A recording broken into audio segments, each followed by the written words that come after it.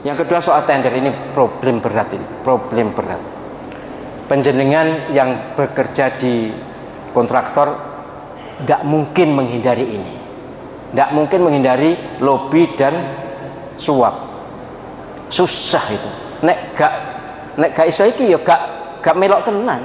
Ya selama ini gak iso kerja, nggak dapat kerjaan. Sementara penjenengan keahliannya di situ.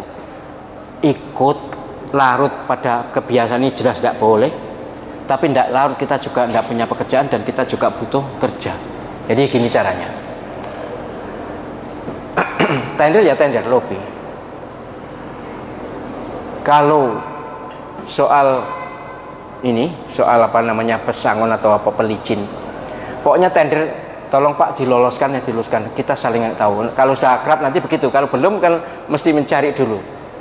Ya kalau terpaksa ya penyanyi memberi, pemberian itu memang ada yang pelicin, sogok, pelicin, suap, sogok, 3 macam ini. Pelicin itu kita sudah punya hak tapi kita memberi, terpaksa memberi, itu boleh. Tapi kalau suap itu kita belum tentu punya hak, kita masih 50-50. Itu kalau memberi itu tidak boleh, namanya suap. Apalagi sogok, kita tidak berhak tapi kita karena nyogok kita dapat, itu jelas besar, lebih besar dosanya. Maka dalam hal ini terpaksa ya, karena keadaan masih seperti itu, tidak bisa dihindari. Tender-tender yang mesti harus pakai seperti itu ya harus diimbangi. Pertama, nota hati, ya Allah saya memang butuh kerja dan ini cara ini darurat, saya terpaksa, kalau tidak melakukan ini juga tidak bisa, ya sudah memberi. Hatinya ditotos ya, tapi hati ini harus menyesal, harus istighfar, pokoknya ini terpaksa saya memberi. Kemudian nanti kan ada pengalaman berikutnya kan mesti makin penyanyi makin populer, makin dikenal, ya sudah nanti punya bargaining. Tapi itu yang pertama, harus nota hati. Yang kedua, usahakan imbangi dengan sedekah yang sama.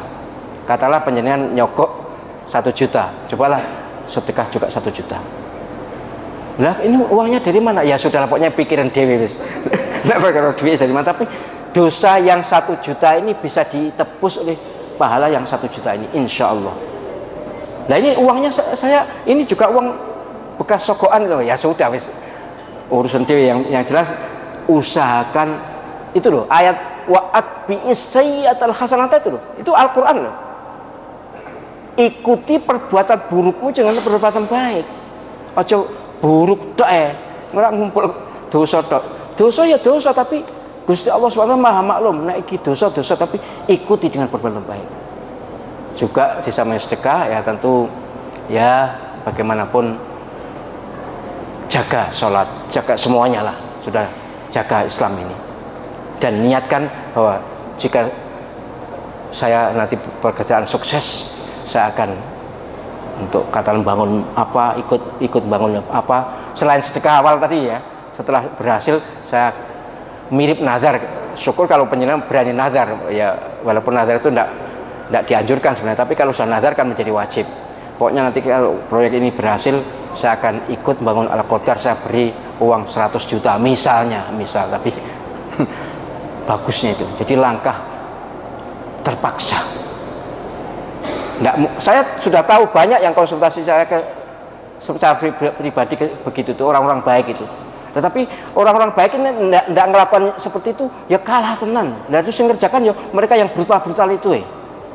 Mereka ngerjakan tuh paling duit 100 itu yang untuk ngerjakan hanya 45 atau 50-an, yang separuh itu untuk bagi-bagi dan sebagainya. Sementara yang baik ini enggak, yang masih perhitungan lah, membangun tuh yang sebaiknya amannya begini ya begini, sesuai dengan kepantasan, bukan rakus kemudian sebanyak-banyak mengambil keuntungan kemudian proyeknya segera hancur, enggak.